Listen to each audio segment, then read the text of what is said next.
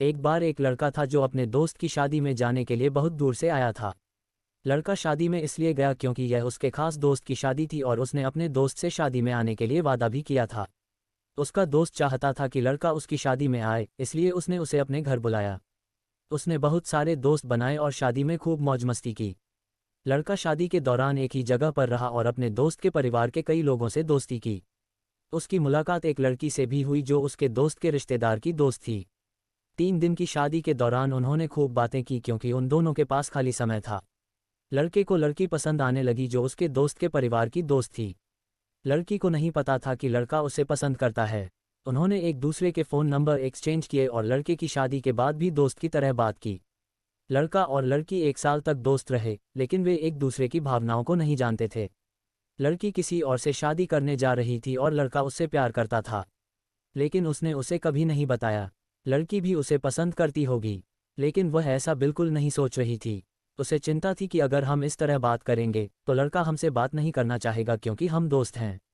एक दिन लड़की ने लड़के से कहा कि वह शादी करने जा रही है और चाहती है कि वह शादी में आए। उसे उम्मीद थी कि वह आएगा और मौज मस्ती करेगा, जैसे कि वे साथ में घूम रहे हों। वह चाहती थी कि वह उसे खुश करने और अलविदा कहने के लिए वहां मौजूद हो। जब लड़के ने लड़की की बात सुनी तो वह रो पड़ा। उसने उससे कहा कि वह उसकी शादी में आने की कोशिश करेगा, लेकिन उसे पहले कुछ करना है। फिर वह अपने कमरे में चला गया। रात को लड़का बिस्तर पर जाता है और सोने की कोशिश करता है, लेकिन जब वह अपनी दोस्त के बारे में सोचता है तो उसे उसकी बहुत याद आती है। वह उस रात सो नहीं पाया और रोने लगा क्योंकि उसे उसकी बहुत याद आती थी। लड़की अपनी होने वाली शादी को लेकर उत्साहित थी क्योंकि उसे नहीं पता था कि जिस लड़के से वह शादी कर रही है उसकी पहले से ही पत्नी है। वह शादी से पहले अपनी दोस्त को अपने घर पर आमंत्रित करने का इंतजार कर रही थी ताकि वे अपने नए घर जाने से पहले साथ में मौज मस्ती कर सकें। जैसे जैसे शादी का दिन नज़दीक आता गया, लड़का और लड़की पहले की तरह बात नहीं कर पा रहे थे। लड़की शादी की योजना बनाने और अपने मंगेतर से बात करने में व्यस्त थी, जबकि लड़का अपनी खुद की तैयारियों में व्यस्त था। उनकी बातचीत कम होती गई क्योंकि वे अपनी आने वाली शादी पर ध्यान केंद्रित कर रहे थे। लड़का बहुत दुखी और दर्द में था क्योंकि उसने वफादार न होकर अपने दोस्त या प्रियजन को चोट पहुंचाई थी। वह इस वजह से लड़की से बात नहीं करना चाहता था।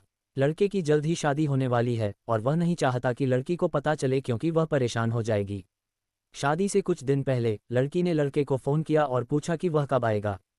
लड़का उसी दिन आने के लिए सहमत हो गया। थोड़ी देर बाद शाम को लड़का लड़की की शादी में चला गया। उसने घर की सजावट और कामों में मदद की। अगले दिन लड़की अपने ससुराल के लिए रवाना हो रही थी। लड़के को अपने प्यार को अलविदा कहने का दुख था, लेकिन लड़की उतना नहीं रोई जितनी वह विदा होते समय रोई थी। लड़के का दोस्त उससे ज़्यादा रोया क्योंकि वह लड़की से बहुत प्यार करता था, लेकिन उसने कभी उसे नहीं बताया कि वह कैसा महसूस करता है। वे कभी नहीं मिले क्योंकि वे एक दूसरे से बहुत दूर थे। लड़के ने सही समय आने तक लड़की को यह बताने के बारे में नहीं सोचा कि वह उससे प्यार करता है।